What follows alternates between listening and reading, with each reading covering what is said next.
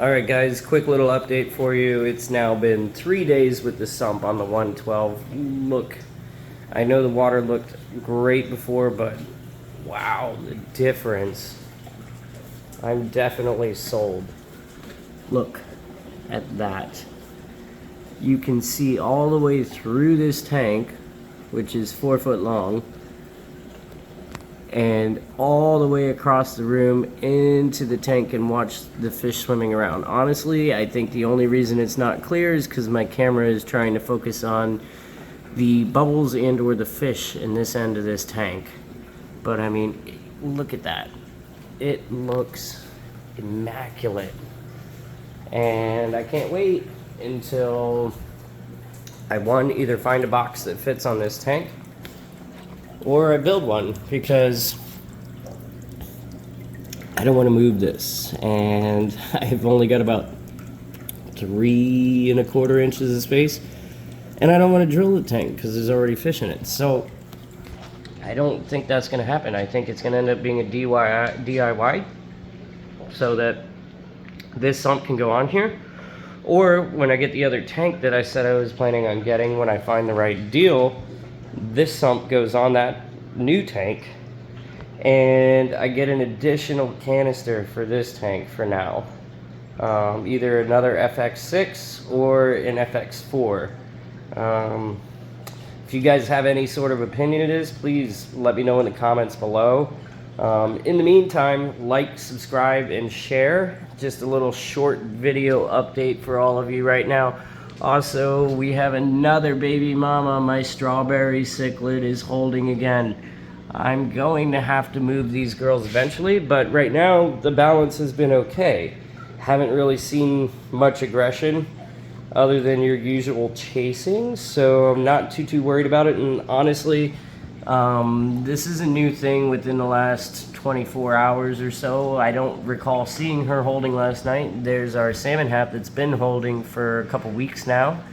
But this is the 4th time in 2 months that this strawberry cichlid has held eggs, and the previous 3 times they were inert. So I'm not so sure that's not the case here again.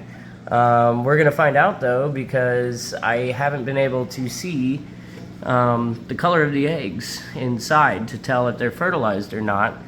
And also, you know, given the history with this girl, she may just be practicing again.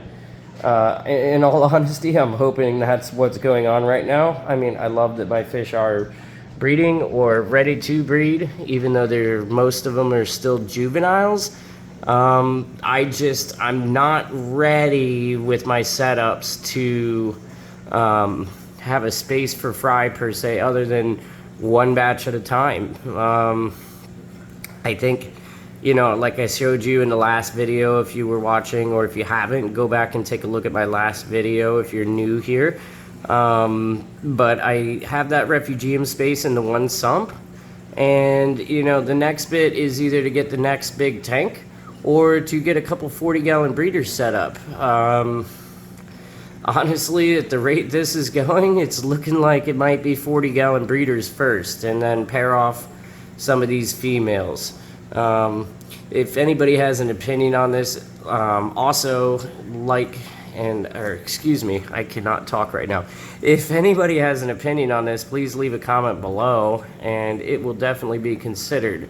But yeah, so quick little update for you guys. And then one last thing before I leave you guys in peace for the day. So remember I said I kind of had to force this sump setup, and I did not have a clamp or a J-tube on the ready. So it's kind of still here. Again, no issues, it's been fine, but obviously long term, no bueno. So tomorrow I am off, and I'm gonna go get a clamp or a J-tube for that, and an outlet nozzle. Then we will take care of that, and we will be perfectly good with this sump. But you know, as you can see real quick, everything's going real well in this sump. You see my water and my high water line. That is not because of extra flow or anything like that. I actually just added a couple because I noticed when I went to bed last night, and so this is the level of evap. I need to get a little bit of cover going on in here, because when I went to bed last night, it was about here at the top of the tape where my thumb is, which is my high water line, where I kind of want it that way it can't overflow. But when I got home from work today, it's down about here. So I'm losing about 3/4 of a gallon in evaporation a day right now without a cover on this sump. So what I did, since I am not too worried about anything going out, it's raised up a little bit. By the time I wake up tomorrow morning, it's probably going to be about midway between where it is now and the tape. And then by the time tomorrow evening or the next morning hits, it's probably going to be right about the top of the tape or right about here. So yeah. And also, you know, I'm going to be fiddling with it a little bit tomorrow and stuff like that, because like I said, I'm going to get another bulkhead or a grommet that fits this bulkhead, one of the two. And then I'm also going to get that clamp and or J-tube and a nozzle outlet for this as well. So stay tuned for that update. I'm going to leave you with a nice shot. Well, if the redfin hap will get out the way. But a nice shot of Big Chug there, living his best life, looking beautiful as always. And everybody else wants some camera time. Honestly, it's because I haven't fed them since this morning, and I only fed lightly before I left to work. So everybody thinks they're getting fed right now, but not yet. I'm only going to feed them twice today. Trying to wean them down a little bit, since everybody is pretty grown right now in terms of juveniles go for the most part. Don't want to overfeed, don't want to pump up my nitrates, so that's going to be that for now. Anyways, enjoy the video and have a good evening, guys, and I will see you in the next video. Peace out.